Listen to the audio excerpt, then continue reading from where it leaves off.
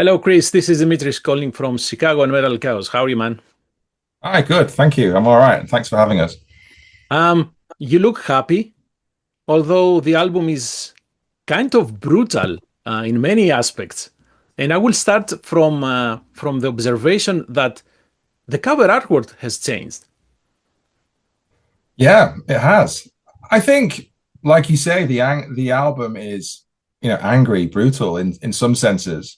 And so I think we wanted a cover artwork that really matched the sentiment of the songs. Hmm. If people know the history of our band, then they'll know that all of the album covers have some kind of, you know, image of nature, but an image that's kind of untouched by humanity almost. And there's, a sort of atmospheric scene of nature.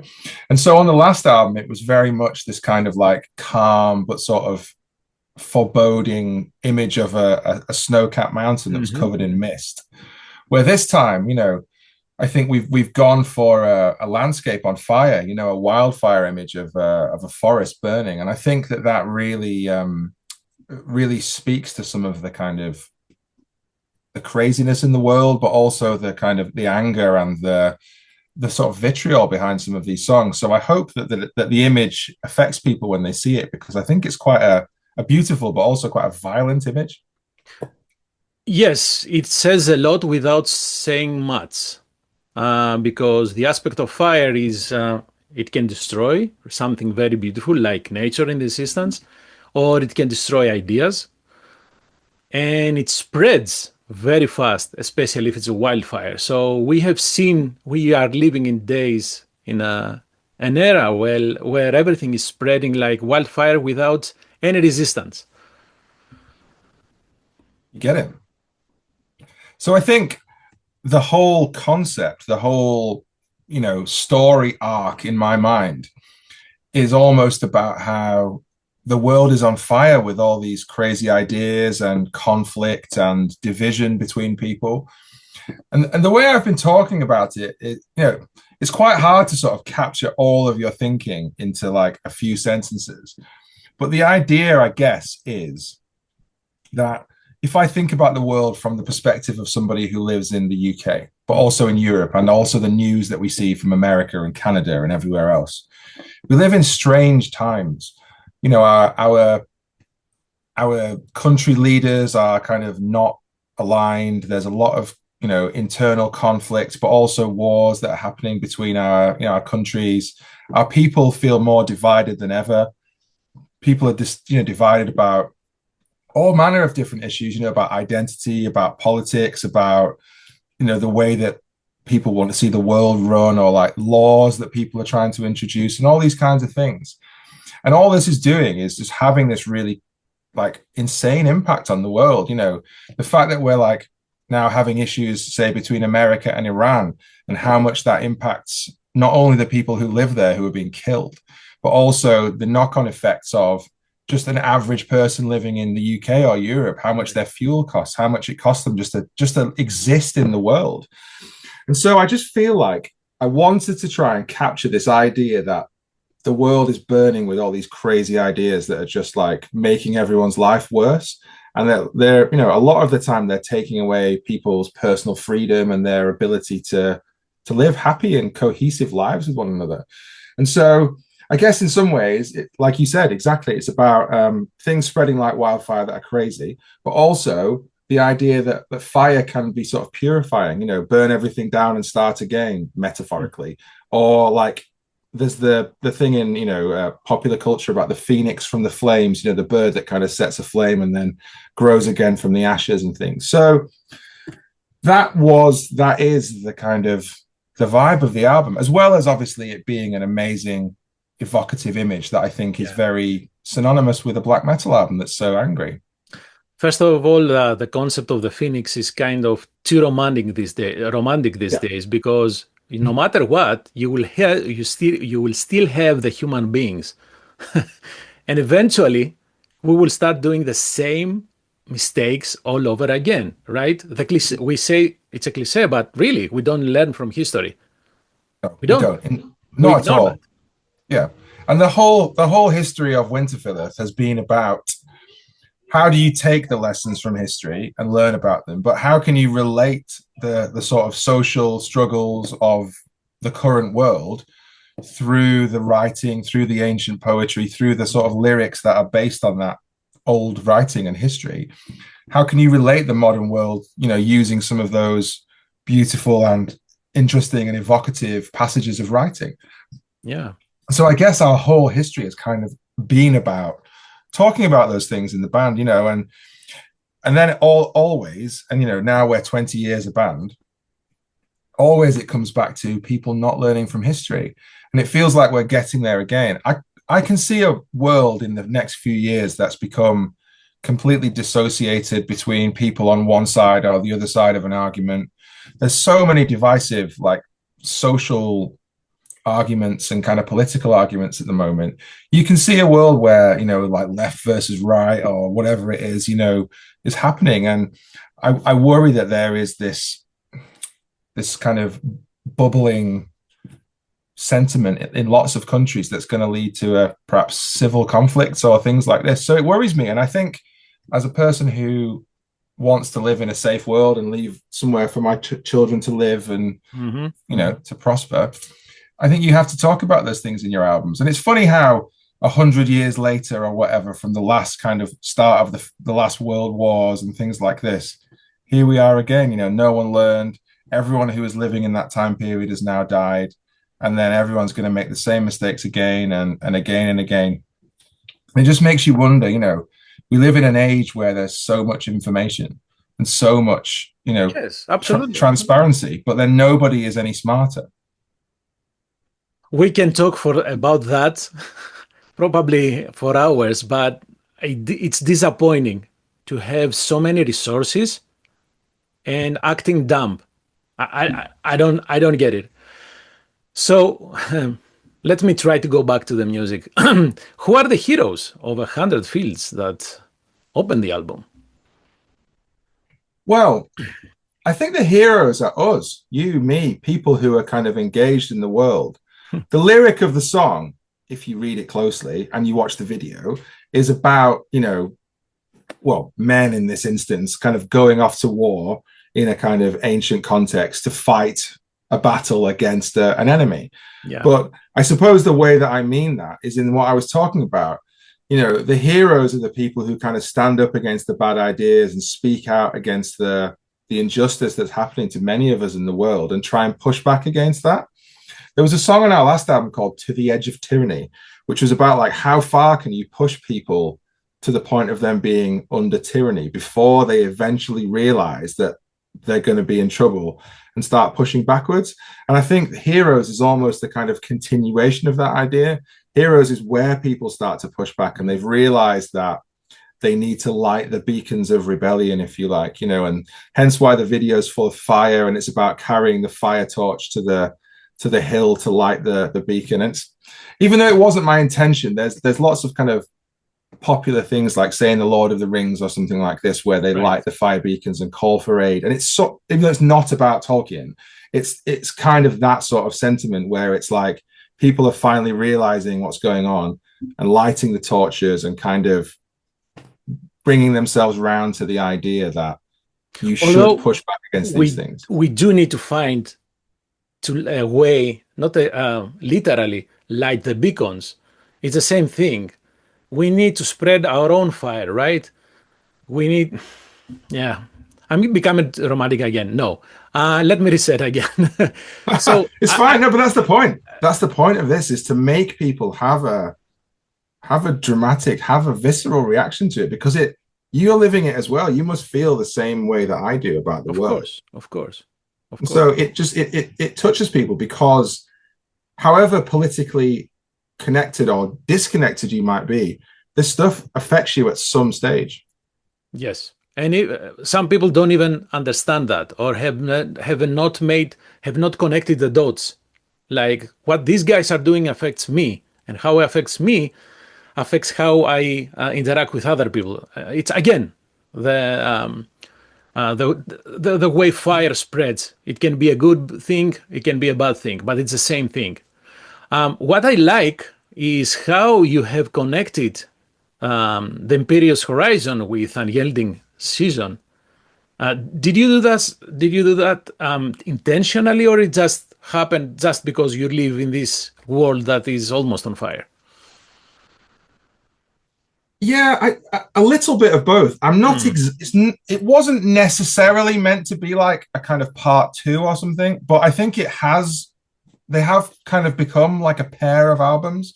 You know, the Imperious Horizon was sort of talking about how there is something kind of coming from just over the horizon. This weird foreboding power or kind of set of ideas or laws or and whatever it is, something coming, you know. And the horizon in history is always like the sun's coming up over the horizon, or it's just out of sight over the horizon, or there's an army over the horizon, or whatever it might be. And so I think even in the 2 years since that last album came out, not even 2 years, you know, certainly in the UK, that this stuff has just gone crazy. And so it feels like now those hidden ideas or that agenda behind the horizon is now kind of coming into the real world. And so there's loads of sort of symbolism that maybe we didn't always intend, but is very kind of apt. Like Fire and Ice, for example, it's such a kind of like black metal concept, even though Course. I don't think we kind of maybe intended it to be. But you know, you think about like Bathory or something, like Baptized in Fire and Ice, or like there's all these kind of things, you know, and like, and it just sort of makes me think that that's why they're kind of almost like a pair of arms, like what is going to happen and what is happening, and this kind of, you know, colliding of those two things, as well as the fact that, you know, we wrote a lot of the album kind of quite quickly after each other, so there was still a sort of you know, a feeling of that in the band as well. So when you say close to each other, because release dates say 2 years apart, it was shorter than that? Yeah, very much so. So the last album came out, I think, the end of September 2024. And so you know, this one's now what, when it comes out in a few weeks' time, will be March. 18 months or something since the last album.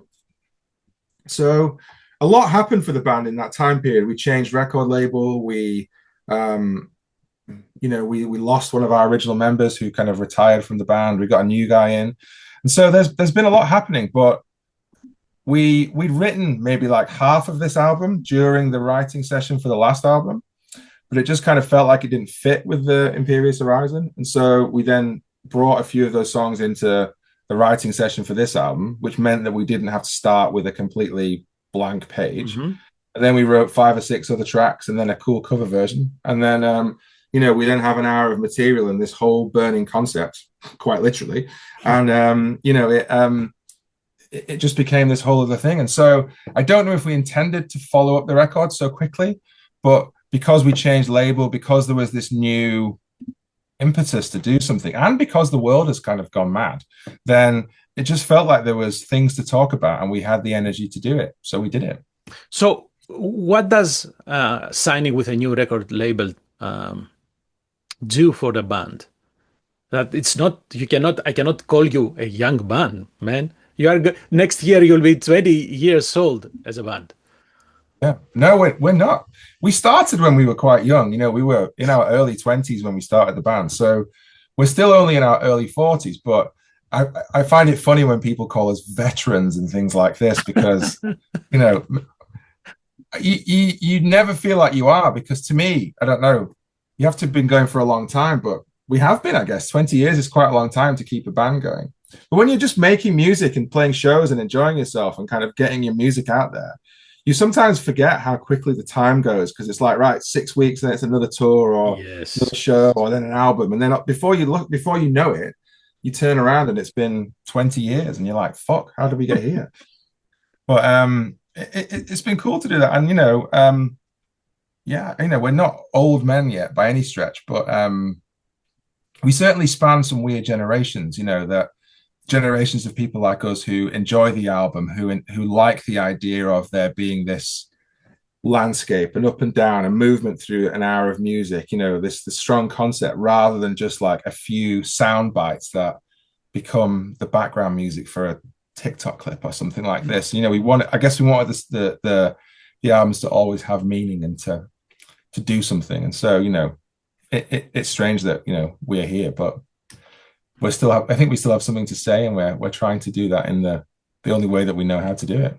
Of course, and to me, the age, when you are in a band for so long, your age becomes the band's age. So now you are 20 years old. Okay, how about that? Yeah, maybe. So we're just about getting to the stage of writing good material now. And we've had 8 albums of it. Now ninth album's now the right one for people to listen to us again. But what you were saying, sorry, I kind of missed the question about like the record label. What's it like, signing to a new one now? Yeah, if it makes any difference songwriting wise. Not songwriting wise. We've never had any creative input from the labels or anything like that. It's always No, been hold on. our ideas, I'm saying like bringing new energy, let's say, not oh yeah, getting 100%. direction from the label. I mean, 100%. Like at the end there, Candlelight Records, who we were on signed to for a long time, the main guy that ran the label for the last 20 years, he kind of left the label like just as we started the last album campaign, which was quite difficult for us because it meant the person that we'd worked with forever wasn't there, and that the other people who worked there like kind of had to pick it up. And so I don't know, even though it was okay, it's fine, like the product was great and it came out all right, I just didn't feel like it probably reached its full potential at the time. And since then there's only been one other release on Candlelight, which was quite soon after our last album. Then they haven't made any more albums on that label in like the last, certainly like almost 2 years. So the label kind of has sort of shut down, or certainly is kind of paused. And it just felt like a really good opportunity for us to move.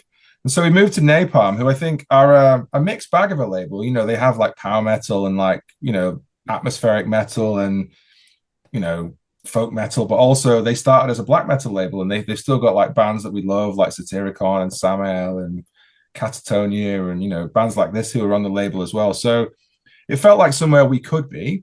And I think what's been good about them is that they're full of energy and they're full of great ideas, but also they have this huge kind of connection to people in the digital world, like massive following on social media and YouTube. And unfortunately, even though that's not how I want the record landscape or record buying landscape to be, that's how it is. And so you want to work with people who are connected to the people that are listening to music. And so it made sense. I think they have millions of people who follow their YouTube channel, where Candlelight didn't even have probably 30,000 or something. So it's a huge difference for our new music videos that have come out and being seen by 300,000 or 400,000 people, where the previous albums were nowhere near that many. So I think it can only be a good thing for us. And it's just nice to change things up after 15, 16 years or whatever it is. Of course.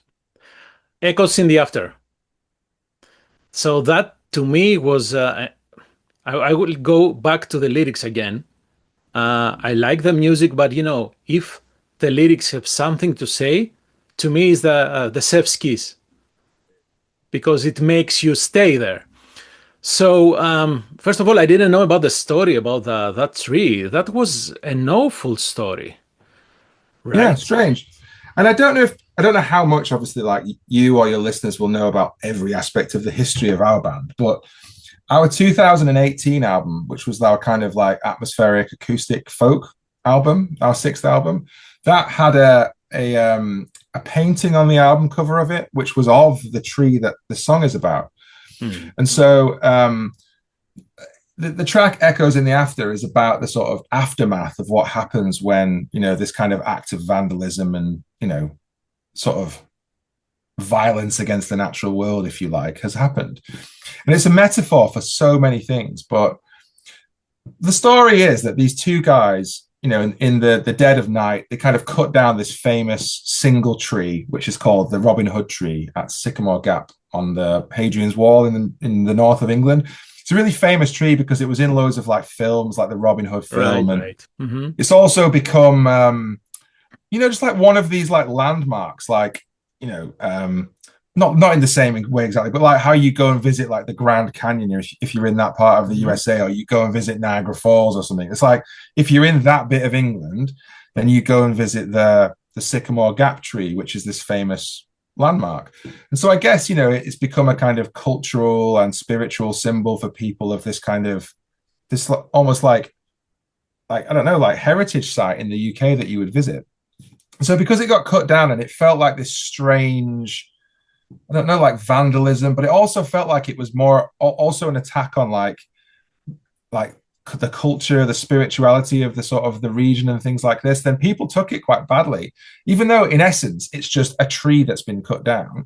It, Uh, it's what the tree symbolizes, and it's what it meant to the people, and the sort of the spirituality of the whole thing. And so I used this old poem by Philip Sidney that was sort of about how like nature has a personality, and it's mhm. about like nature talking to itself, and it's almost like how the tree is kind of like this hand or this arm that's kind of missing from the whole body, and how like nature is kind of like crying out and like reacting to the part of itself being missing essentially. And so I don't know if you or your viewers will have seen the music video for it, but like we try to capture that in the kind of visual side of it as well. You know, how nature is kind of reacting to it and how the lightning is coming down, and it's this almost like nature kind of crying out. And so even though it was about that act of vandalism and about that, it's also about just how we needlessly kind of overuse the land. You know, we mine everything, we take all the resources out of the soil, we over farm, we overfish the oceans, and you know, all of the things that everybody already knows about. But it can be a metaphor for so many things like that as well. Oh yeah, one of the metaphors that I liked when I was reading the lyrics is you're destroying something that old, 100 years old. It's the same thing like you're trying to destroy history to erase generations, and it gives you the same visceral feeling, right? You are cutting something alive without even flinching, right? You just take it out. Yeah, Don't yeah. worry about anything. So to me, this is again goes again with what I said, the brutality of the album, and makes you really feel it in your bones. I'm glad, and I'm really glad that you know it's made you think that, you know, because that was the idea of it. And I think it can even be a metaphor for like, there's so many conflicting and like really heartfelt and powerful ideologies on opposite sides of the argument that, Mm. you know, some people who want to kind of preserve history, and there's some people who want to kill history and they have no link to it. And they think that all the people that existed in history were like awful and like should be forgotten about and not celebrated. And we should just like tarmac over them and kind of move on with these great new ideas that all these people have. And I think that that's one of the big conflicts in the world.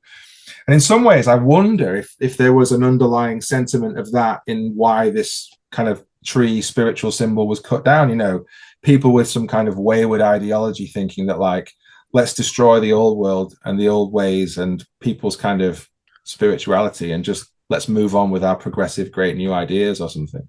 Will it be nice if people realize that the old ways and old world lives here?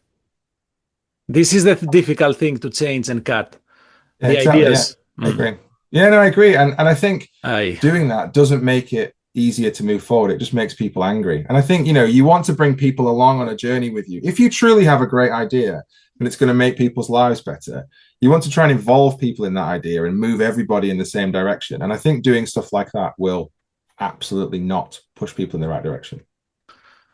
Uh, Enchantment. Why did you pick to cover Paradise Well, Lost? there's quite a lot of parts to that. So I shall try and answer as short as possible. So, again, for people who know the history of me or our band, I have another band that has run in parallel to Winterfylleth, which is a death doom band, which is called Atavist. That was also on Candlelight Records. And you know, when I started that band, it's where I grew up in a town called Huddersfield in the north of England. The Huddersfield is where Peaceville Records is. It's where the next town over from Halifax and Bradford, where My Dying Bride, where Paradise Lost are all from. So I grew up in probably like 5 or 6 kilometers of like wherever all those guys were. And I guess my first sort of love and my first band that was successful in a sense was a Doom project.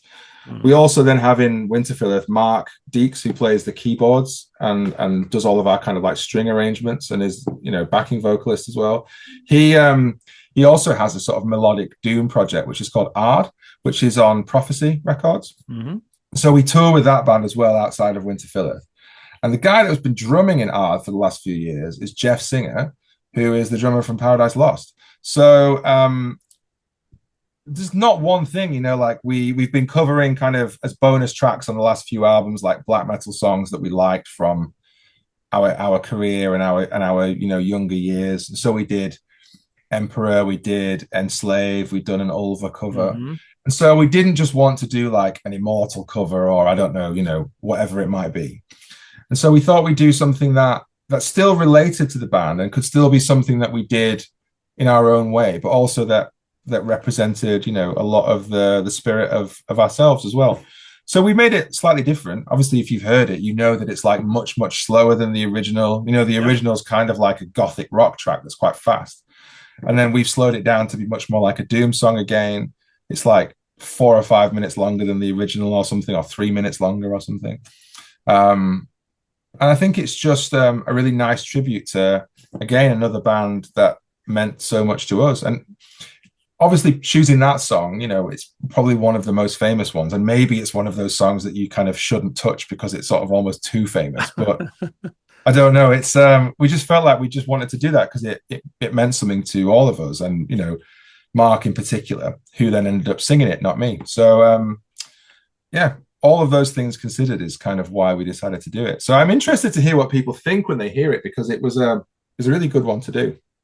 Oh, I loved it, man. I loved the slow pace and the keyboards that you have. Um, it goes doom a little bit, doomy. That was the Some, idea because that's what I remember loving about Paradise Lost was gothic. yeah. It was like So there is and I like you are from the UK, as you said, there is a connections. And in fact, I believe the lyrics fit well to the concept of the album, the loose concept of the album. So yeah, it takes everything. yeah. Have you I mean, considered? go on. Go ahead, go ahead. I I interrupted was you. just going to say it, even though it kind of wasn't really intentionally meant to fit into the overall concept, it's nice how it sort of does. And it's like the final part that you hear of the album. So have you considered the band has considered playing this live? We have maybe, I don't know. I think we maybe will do. Hmm. I sort of kind of half thought because we know Jeff quite well. He's obviously in the band now. I kind of half thought about maybe trying to do it one time and maybe trying to get Nick to come and sing it or something. And Oh. but all of these things need to be explored. On our last album, we did a track with Alan from Primordial, Hmm. and we went to Ireland and we took him on tour and we played the song every night and had him come and sing it every night. And so, That's a good you know, idea. yeah, Tour yeah. with And so it's Paradise Lost. possible. So, like I know those guys are way busier, but it's something that is not a complete out there idea. We know enough people who are close to them. So I don't know. It might be something that we do, but for the moment, we're going to play. Certainly, we're going to play Heroes of 100 Fields and Echoes in the After, and probably the title track, and then we'll figure it out from there. But yeah, I'll be interested to see what are the songs that really resonate with people, because when you're so close to it, you have your own favorites. But then I'm interested to see what the ones are that people also connect to. Yeah, because they take a different. There is a different presence when you are when you deliver a song from the stage, right? It's different. The experience is night and day. So you have announced some days, live dates, right? Right now. Um, are you expanding your schedule? And I will also ask the cliché question, since I am in Chicago. Any thoughts about crossing the Atlantic? Well, I'll come on to that. But yeah, firstly, we're doing a tour of the UK and Ireland in the middle of April with your own, well, USA's own Black Braid. Hmm. So we're doing a week of touring with those guys. So that should be fun. I think, two kind of similar bands sound wise and things like that. So the show should be great. So we're doing that for a week or so. And then we're doing, quite a few of the summer festivals. So we're playing Hellfest in France, we're playing Mystic Fest in Poland, we're playing Hole in the Sun Fest in Germany. Then there's a few ones that are yet to announce that are coming out as well. In terms of playing in America, I think we have like a really big, fan base in America. And like, if you, which I don't care about necessarily, but if you are, because you have to get told it sometimes, you sit in the thing about the stats of where people stream things from and whatever else, then lots of that, 50% of that probably comes from America. What's difficult for a band like us, like lots of bands from Europe, is that it's very difficult to get to America to play shows. Obviously, you can get on a plane. That's not the problem. The issue is that, like, if you think about like visas and things like that, and particularly since like the latest administration as well, Mm-hmm. it costs something like $3,000 per person to get a visa to work in the USA. And Right. so we'd be six people. And so whatever that is, like $18,000 just to get visas, or $15,000 to $18,000 for visas. And then you've got to fly six people there and back. So I don't know how much an international flight costs these days from the UK to New York or something. Probably like $1,000 each or something. Mm-hmm. Because you will have some equipment. Yeah, and so then you've got to get there. Then you've got to hire a van or hire some equipment or tour with a band who can provide that for you. And so before you land in America, you're probably, and you have to get merch printed there. Mm-hmm. Before you land, you're probably like $25,000 down. Mm-hmm. And so you have to probably go on tour for like 5-6 weeks or something, or whatever it might be, to kind of to get through that and then recoup. And the reality is that like we can't come and do like 5 or 6 weeks of touring and all those kinds of things. So the difficulty for us is not the desire to come to the USA. The difficulty is the landscape of like what it means. A band from the US can come to the UK, and I think the work visa is like $20. So it's like, it's a lot different in the other direction. And so it's sad. And I've met fans from the USA who've flown over to see when we've been playing in like Dublin, because if you live in New York, the flight, or from Connecticut or somewhere, the flight to Dublin is like 5 hours or something. Yeah, yeah. So people have been doing that to come and watch us in Ireland because it's probably the nearest that it can be. But if you live in, Seattle or California or somewhere, then oh no, that's no way. No fuck way. knows when you're going to see Winterfylleth. But yeah, it's not through our, it's not because of our desire to come and see our fans in America. It's purely the logistics. Yeah. So I think I should stop asking that question because I already know the answer, but I feel that I am obliged to ask that question, even if it's yeah. But then I doesn't think make sense. most this is no criticism of anybody, but most people who listen to metal music who are maybe not in a band, I don't think they understand or they know about just the logistics of literally just getting everybody to where you need to be. They just think that a band just turns up on stage and like, I pay my ticket money, which is it's fine, but the point being that like we're not coming because we don't like the our fans there. It's because it's an enormous risk for us.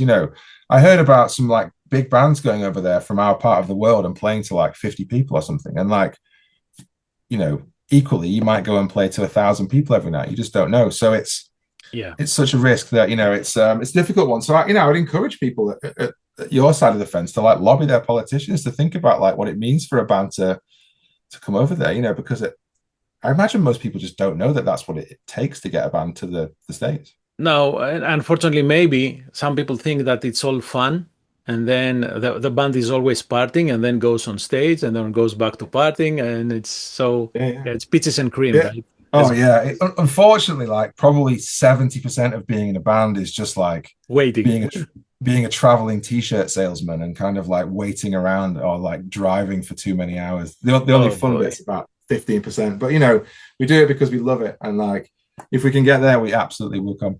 Absolutely. So before I let you go, since you mentioned Atavist and Nine Covens, are both bands active or not? Yes, in essence. Atavist more so. So Atavist, like a couple of the guys who are in Atavist now also play in Mark's art project too. So myself and Shane and Callum, who were 3 out of 4 guys from Atavist, we're all playing in Mark's art project now. It's difficult because Winterfylleth is such a kind of big thing for us. It takes up a lot of our time, writing and traveling and touring and things like that. That it just sort of means that like some of those other projects kind of move quite slowly when you've got time for them. So I think there definitely will be another Activist album. You know, Shane, who's the bass player, and myself, we've talked about it quite a lot. We've got concepts and ideas for it. So I think there'll definitely be one of those. Nine Covens is a little bit harder, but I would like to do some more stuff with that. Like Nine Covens is me and Paul Ryan, who was the original guitar player in Cradle of Filth. Mm-hmm. So, again, if people know Paul's history, like Paul was in Cradle from like the beginning up until I think they did Vampire, maybe, or just before that. Anyway, he was on like Principles of Evil Made Flesh, and he was on, like the kind of core sort of first couple of albums. But anyway, Paul like left the band and then became like a metal agent. So he books like Trivium and Cannibal Corpse and Lamb of God and like Bring Me the Horizon and Sleep Token and people like this. So he is like super busy, like being big metals agent.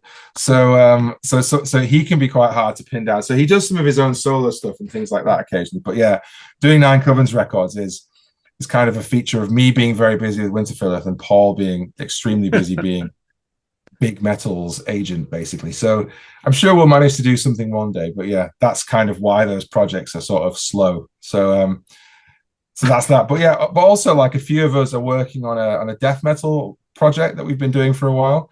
So myself, Nick, who's the kind of ex-bass player from Winterfylleth, Shane, who's in Activist, Simon, who's the drummer of Winterfylleth, Frank, who is in Fen. I don't know if you know them from the UK. I do. So Frank as well. So we're going to be doing like a kind of like a death metal project essentially with that bunch of guys. And so that's kind of almost there. So we'll probably record that this year at some point and then try and put that out next year. So when you say death metal, what style should I be thinking of? Like Dead Congregation, Bolt Thrower, Morbid Angel, Prescription, okay. Not silly death metal, like old school death metal, You said silly death metal? Like, I don't know, like all these bands that are like slam bands and things like this, the ones that are like fucking all wearing pink t-shirts and like, banana costumes and stuff like this, I didn't know that style existed, so you got me off guard. Exactly. Well, not that anyway. Yeah, the sort of death metal that we all really be into. Like obviously we grew up on like all the earache stuff. Like Morbid Angel and kind of Dismember and I guess all the great stuff you can think of. Yeah, like, you're mixing different eras. Nocturnus and kind of like you're mixing the Swedish sound, the American sound. But yeah, I get what you're talking about. Absolutely. Yeah. Like I think there's quite a lot of Bolt Thrower in Winterfylleth. Like I'm a really big fan of like the kind of the double kicks, the sort of like the flowing kind of patterns of Bolt Thrower. And the kind of epics, a little bit epic, some epic layers. You do have that in some of the riffs sound. They have that galloping feeling, or yeah, I don't know how to describe that. I agree. Yeah, no, I think you're right. And so to me, that part comes from like Bolt Thrower and like the early earache stuff. And so I guess whatever we do will kind of be in that area. But yeah, also some of the more modern stuff, like I say, like bands like Dead Congregation and bands like I really like that band Prescription. I don't know if you know them from Finland. I don't too many bands anyway, but stuff like that. So hopefully that will be of interest to people when that lands as well. Well, another cliche I used to I often say is that you can have Atavist, Nine Covens, this death metal band, and Winterfylleth in the same building and tour the US. That could be easy. Yeah, I'd love to do it.